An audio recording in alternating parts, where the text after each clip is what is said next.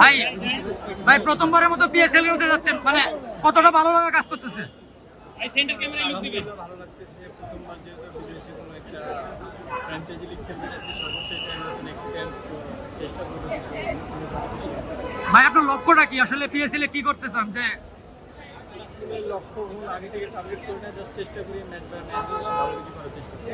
গতকালকেও একটা প্রেস কনফারেন্সে আপনার কথা অনেকে প্রশংসা করেছে যে হচ্ছে নাহিদ রানা আসবে এরকম, আর এরকম প্রশংসাগুলো আসলে কিরকম লাগে?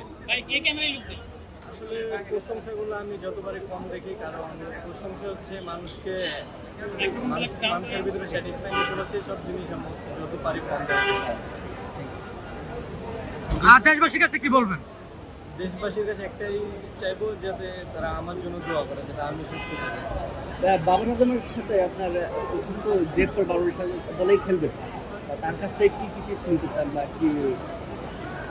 আসলে সে একজন ব্যাটসম্যান, তো আমি চেষ্টা করবো যে পাকিস্তানে অনেক লিজেন্ডারি বলার আছে, লিজেন্ডারি বলারদের কাছ থেকে নতুন কিছু শেখার এবং নতুন কিছু শেখার। পাকিস্তানি প্লেয়ারদের কাকে বেশি পছন্দ করেন?